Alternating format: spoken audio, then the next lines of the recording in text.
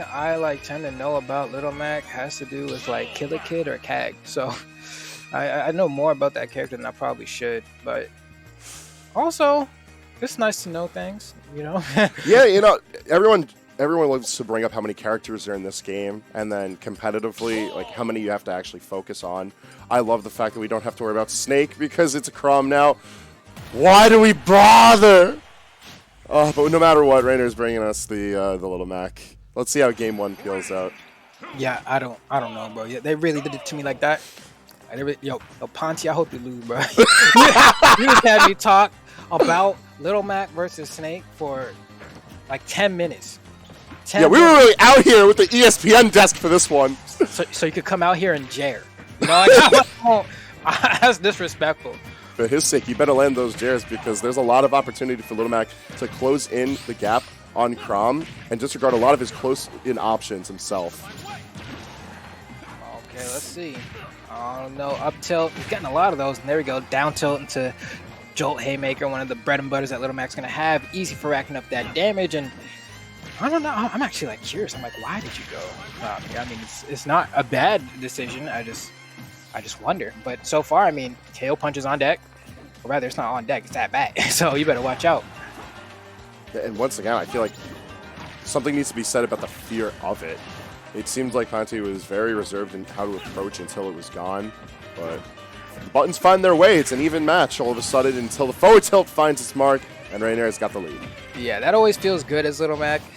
Where you're able to just like rack up enough damage where you can just kind of start spamming forward tilt and getting your KOs because the move has very low commitment to it and kills. So, you know, that's the best of both worlds. But there we go, right? That was the faded jab back there. You got the hit. That's what mattered. But I feel like the match itself is too even as opposed to what it should say on paper because one of these aspects, Chrom able to juggle really well, especially when the platforms are available to extend that damage.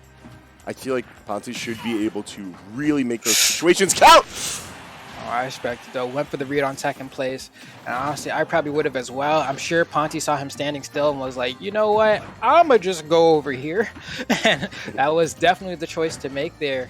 But one thing I am noticing a lot, and granted, just one of the tools that Chrom has is soaring slash out of shield, right? You do that up B out of shield, you get like 20 some odd damage, and it'll push your opponent off stage a lot of the time, which in a matchup like this one, that's exactly what you want. Yeah, no, it's a super important tool.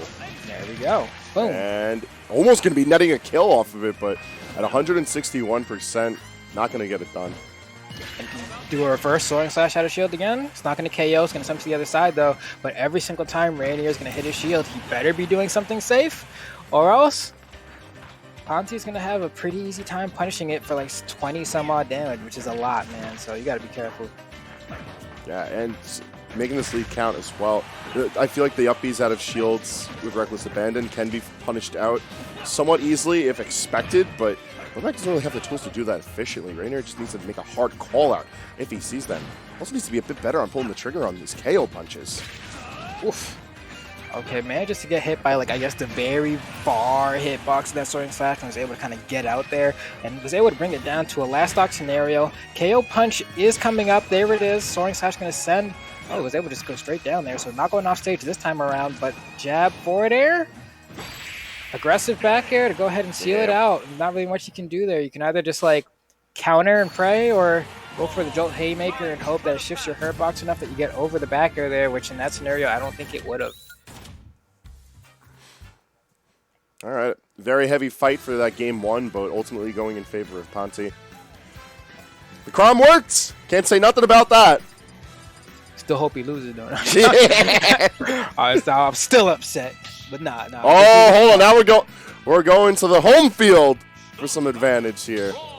We got Battlefield as a choice, but it's the boxing ring Battlefield. This is my favorite, bro. When people be jamming out like that to the music in their headphones, bro, I'm just like, what are you listening to? You know, I'm like what got you bobbing and weaving like that? You know, like, is it Call Me Maybe or is it actually a banger? You don't really know, but it's always fun to imagine. But with that said, going ahead and moving on to game two, a soaring slash out of shield to start things off yet again. 26.4. All right, yeah, that's a lot.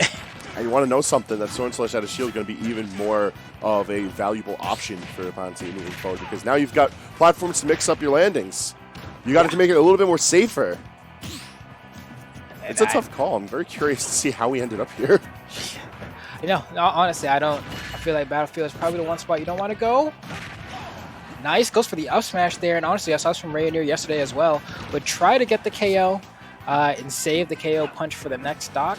But this time around, and not going to be the deal. But that will seal the deal with that down smash, going ahead and cover him right above the lip.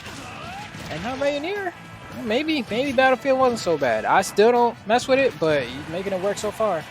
Hey, listen, if you're going to make a believer out of us, that's what really matters, because 2 games away from getting into the top 8 with the Little Mac. Oh, Soaring Slash out shield again. Oh, and go ahead and double jump. Couldn't quite reach. Probably just didn't. I don't know if he could have there. I don't know if he actually went too low, if he just timed the double jump up B incorrectly. Either way, you know, still close game. Not too much to worry about there. Just needs to get these hits in. Nice.